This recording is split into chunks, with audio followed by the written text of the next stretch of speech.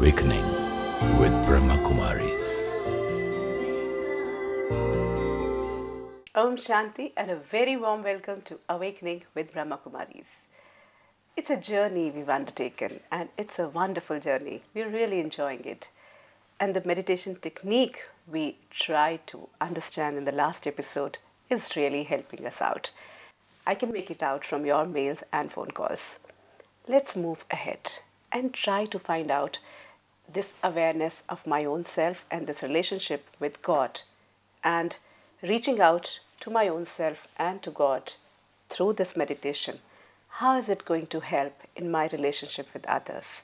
And to take us through this journey, as always, it's a great privilege to have Brahma Kumari Sister Jayanti with us, who is a European Director of Brahma Kumaris and also the NGO representative at United Nations in Geneva. Om Shanti. Om Shanti. Sister Jayanti, it has been a wonderful experience. You know, those small techniques, small inputs really helped all of us in this meditation aspect of it. Remembrance. We don't call it meditation anymore. But now, when I know who am I in reality, when I live with this awareness the whole day, and then whenever I want, I can remember him, I can feel connected, I can get that power. The only problem which is coming now is that I forget when I'm interacting with others, you know. It's not happening. And then I realize it afterwards, you know, when the episode is over or when I've met the other person, that I was not with the awareness.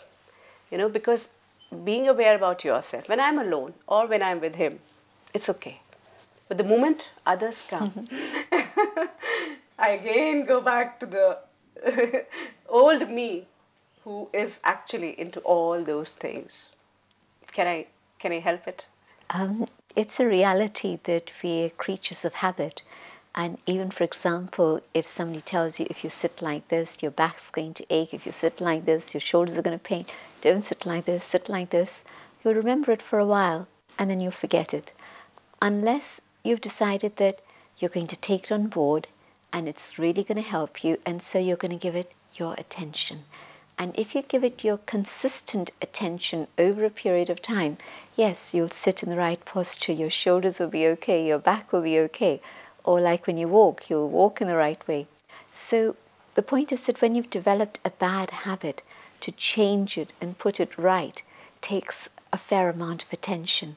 And so we've got into the habit of being body conscious, seeing others in body consciousness, forgetting about the being who's up above.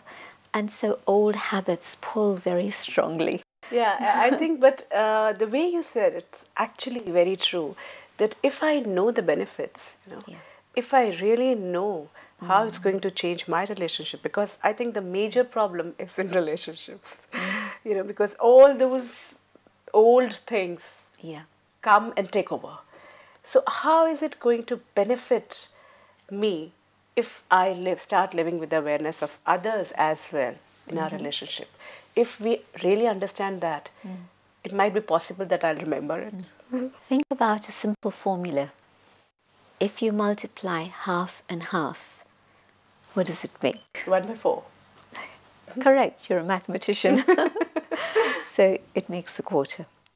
And what we've usually thought is that half, it's the penny's dropped. I can see it in your eyes. So we think that half and half, we're going to come together and we're going to be one. But that's not true.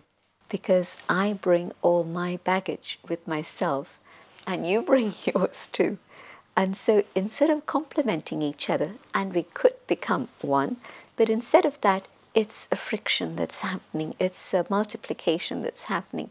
And so we're taking away each other's energy and we're actually taking, we're not giving to each other, but we're trying to take from each other. And imagine here's a piece of string and two people are pulling on it at the same time. It's just going to break. And so this is why relationships today are so fragile. And it's because I think we've all become very depleted. And so we want to take, we want to receive. Now imagine, if I turn to the source and there's an unending supply non-stop, non-stop. And I can replenish myself whenever it is I remember and whenever it is I choose to, then I have enough. When I come into contact with you, it's not in order to take from you anymore. Because I'm already full. Oh, good. Yeah, yeah. And so the equation changes. You know, if one side is saying, okay, that's all right, you want to take, I'm willing to give. The other one gets a bit surprised at first. but that's then a transformation that's happened. And so if I remember that it's going to do two things if I stay connected with the one above. One is that it's going to free me up from any dependency on any human being. Amazing. Freedom is freedom of the spirit, when I don't need to depend on anything or anyone outside of me except the one up above. And secondly, it means that I can also now give. And that's a very sweet feeling to have. There's somebody I know who has this mantra, nobody loves me, nobody loves It's not just with somebody. I think it's with everyone. We're all asking for it, actually. And of course, you see, what's happened is that instead of a genuine love that's able to be giving and supportive and inspiring and encouraging, love has become a contract. I will give you this if you give this to me. And it's not even a contract of justice. It's a very unjust contract sometimes. But it's become a bargaining point, and we think it's a commodity for sale. We've forgotten that it's something that belongs to God, and like the sunshine is to be shared with everyone. But you know how they try to bottle up the sunshine today and sell it, so we think that love is also something for sale. And so it's become a little bit polluted today. And it's only when you experience God's pure love that then you realize that there is that quality of love that I can also learn from. Even if I don't expect their expectations, am I going to be able to fulfill? You know, they remain there. And at times, you know, then they take your advantage. That's what I feel. So these are the few things which actually I want, you know, how I can handle them. There's a few questions that you asked, and so let's see what we can do. And what happens in terms of habits is that if there's an insight you have that I have to do this if I'm going to be able to move forward, and if I don't do this, I'm going to remain stuck, and then I have an option. And so then I have to see, where do I want to go? Stuck, or do I want to move ahead? Yeah. And if I want to move ahead, then I have to have the willpower, and I have to lift myself up and be able to do what I need to do. And so if I want to let things ride as they are, sometimes pain, sometimes sorrow, sometimes this, sometimes that, it's okay, I can stay there. If I want things to change, then I'll have to take that step forward. And in this case, it means that I bring into the relationship between you and me that being. So instead of just seeing you, even as a soul, because even I, the soul, seeing you as a soul, still past habits creep in, I'm going to put that being of light between you and me. Okay. So that my interaction with you is not directly you and me, but it's going to be through the divine. And so I'm going to see God between you and me. It's a question of just awareness and my consciousness. People say that God is omnipresent, and my understanding is that God is up above in Paramdham, the supreme region. But yet I can understand why people say this, because if I ask God to be here in front of me, if I invoke Him with love, He will be present in front of me. And so now that I have God between you and me, I won't allow that old pattern to come out, because I'm relating not to you, I'm relating to God. And it's a trick of the consciousness, it's a method to use. And I've used it with a lot of effect, so that then I don't get influenced by the other person's vibrations, but also I don't react to the other person as I normally have been all the time. But usually the reactions are so fast.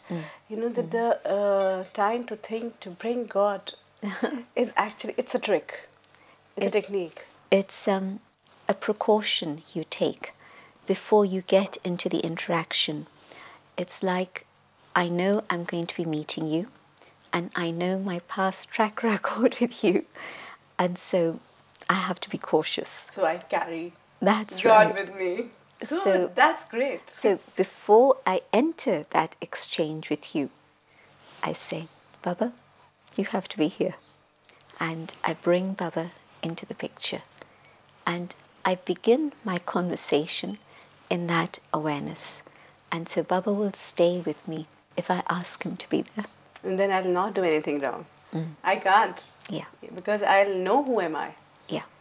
That's wonderful. That'll work. It works very well. It works beautifully.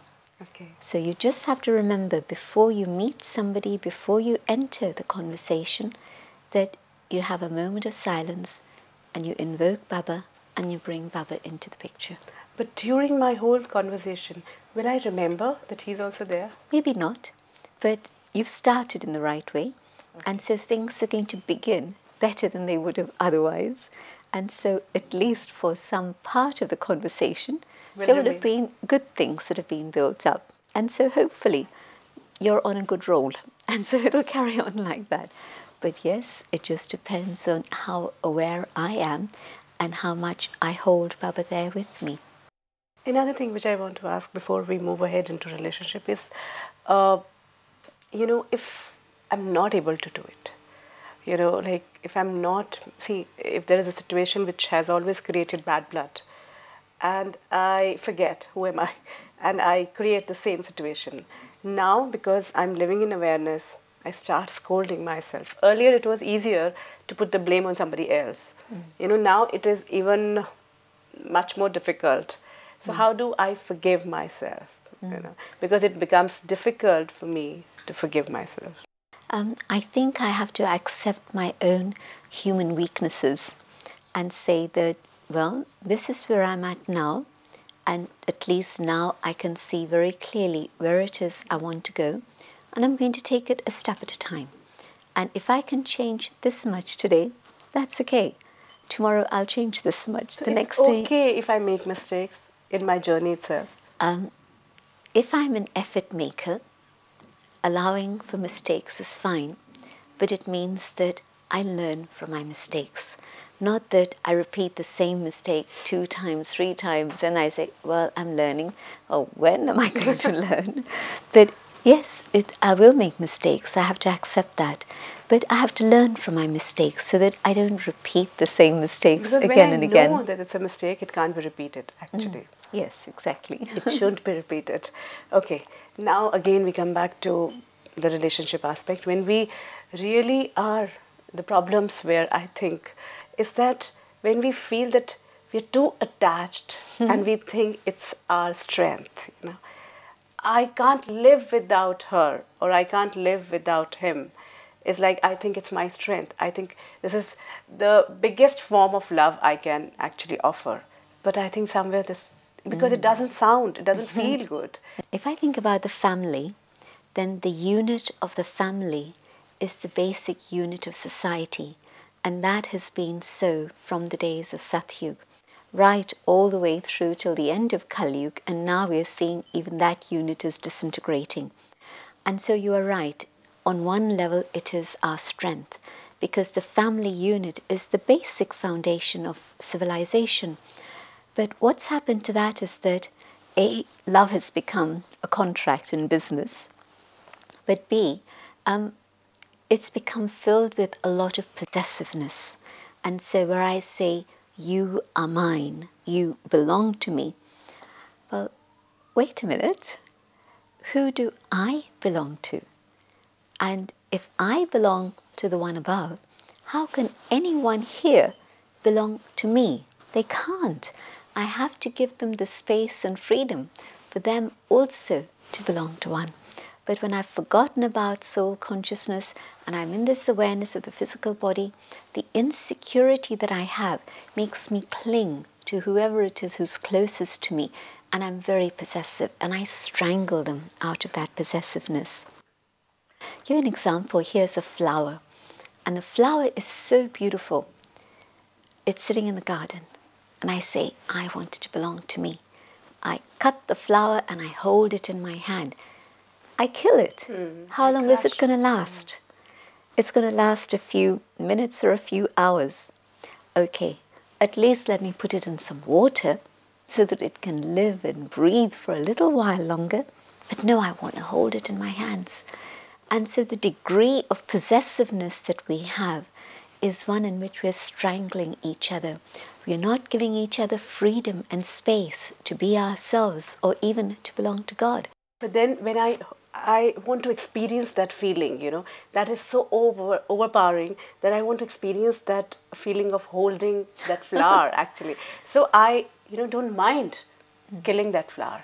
Well, then that's the question. Is it that I'm appreciating the beauty of the flower, or am I going to give way to my feelings, which I now recognize are so dangerous and are going to be negative for the life of that flower?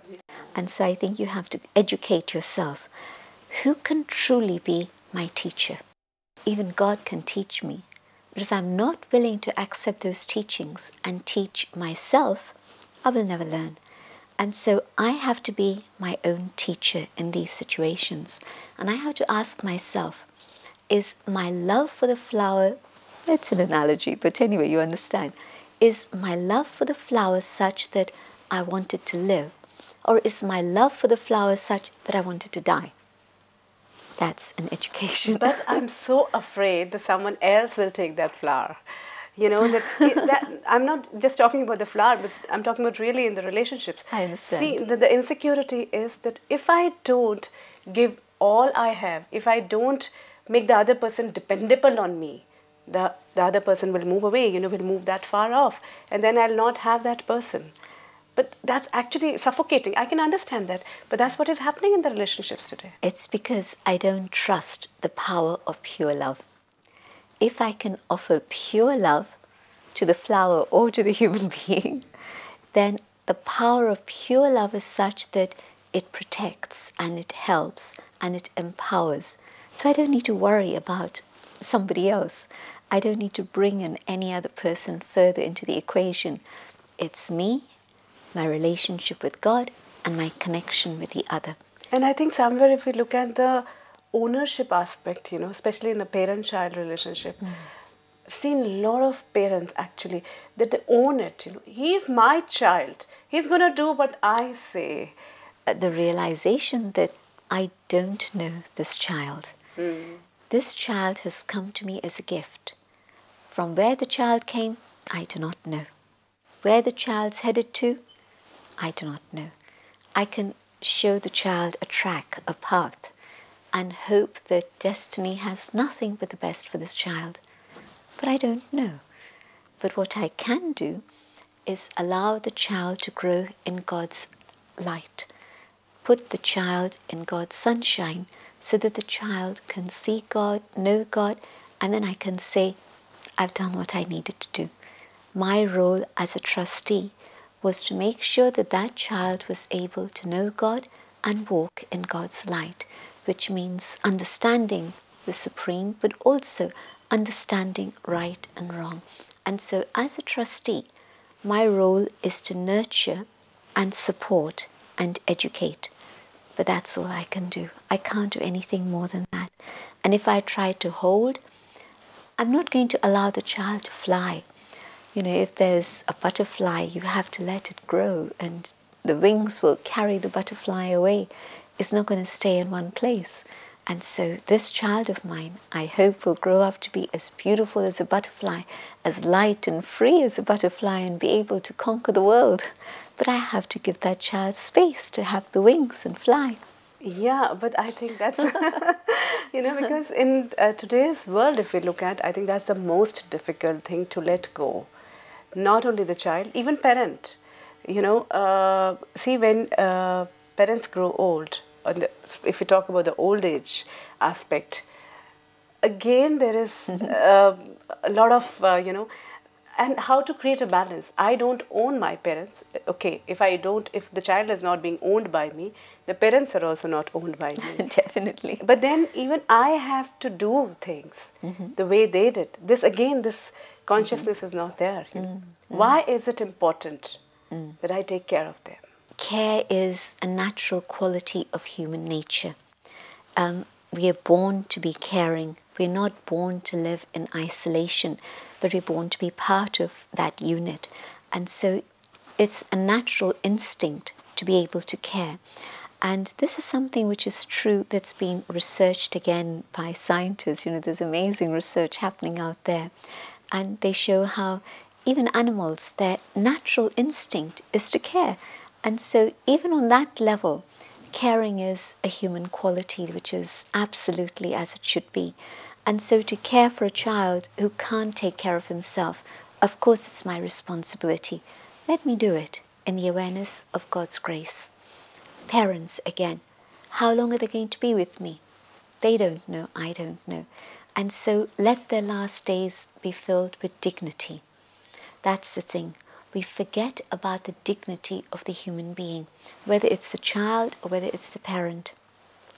If there's something I can do to make their last days, years be more comfortable, have the facilities that I can enable them to have, let me do all of that.